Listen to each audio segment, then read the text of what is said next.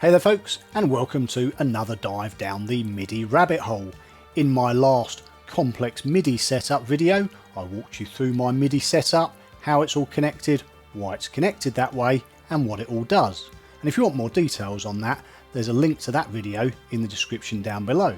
But now, there's some new additions. So this was my setup from the previous video, with all my gear interconnected through a combination of a MIDI merge and a MIDI through box. But since then I've added an Arturia Polybrute to my setup and realised that my Voice Live Touch 2 also has a MIDI in, and I wanted to bring that into the setup so I could trigger vocal effects with my feet via the FCB 1010 pedal board. And so this is what my setup now looks like. All the existing connections remain, and I've now daisy chained the Polybrute off of the Matrix Brute and used the spare out port on my MIDI Solutions Quadra Merge to send a signal to my TC Helicon Voice Live Touch 2. To be honest, if I had a 6 or 8 port MIDI through box, I could do away with the 2 daisy chains. However, that's just more expense, and as the chains are very short, there's no delays or sync issues being introduced. So what does this mean I can now do? Well, as before, you can pretty much see I'm surrounded by gear on all sides, and I wanted flexibility on what could control what without having to constantly reroute MIDI cables between devices. So, if we follow the arrows, you can see exactly what is driving what. Let's start with the KeyStep 37 that sits on the desk in front of my PC. It feeds into the MIDI merge box and then onto the through box. From there, it can then control the MODX 8+, the Matrix Brute and Polybrute, and the DeepMind or the Neutron, just like this. Here's channel 1, which is the MODX. And then here's channel 2, which is the Matrix Brute. And then here's channel 3, which is the DeepMind. And then channel 4, which is the Neutron. And then finally, channel 5, which is the Polybrute.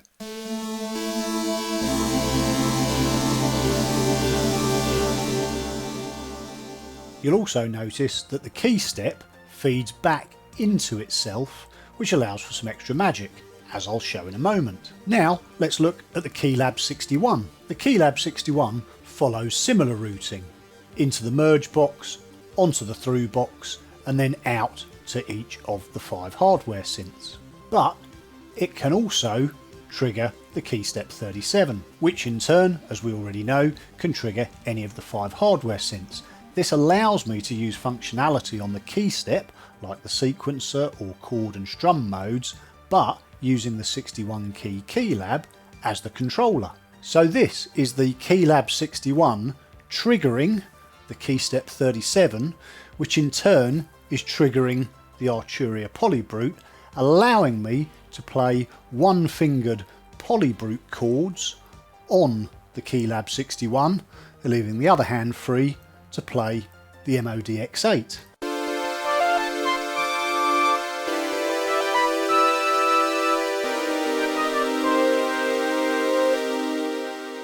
Now let's look at the FCB 1010 pedal board. The FCB 1010 can also then control any of the 5 hardware synths, or it can trigger the KeyStep 37, but now it can also control the Voice Live Touch 2 vocal effects. I'll leave a link in the description below to a recent video I did on everything I have the FCB 1010 controlling. It's actually pretty amazing what you can do with it, and I'd recommend giving it a watch. And finally, my MODX 8+. Not only can this control the Matrix Brute, DeepMind, Neutron or Polybrute and trigger the KeyStep 37, but it can also be controlled by the KeyStep, the Keylab or the FCB 1010. So here I'm using the Keylab 61 with one finger to trigger a 9-note minor 7th chord on the KeyStep 37, which in turn is triggering the MODX, and I'm also able to play the MODX itself over the top, like this.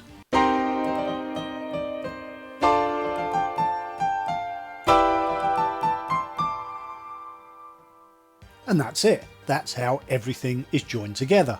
Now I'm sure there's some more complex setups out there, and I know from some very good suggestions in the comments on my previous video that there are a whole host of different pieces of equipment that you could use to achieve similar results. I'm using the MIDI solution boxes as they're sort of how my setup evolved. There are all-in-one boxes that could achieve the same thing, however the costs can increase considerably for some of these options. Hopefully though, this gives you some ideas and inspiration on how you can connect your gear to provide greater flexibility in the way that you use it. It's certainly opened up some new avenues for me on how I interact with all of my gear. Well, that's about it. If you've got any questions or comments, please feel free to leave them in the usual place down below, and I'll do my best to try and get back to each and every one of you. And indeed, if you have enjoyed this video, please don't forget to like, subscribe and ring that bell, as it really is appreciated. But for now, I've been Graham, take care and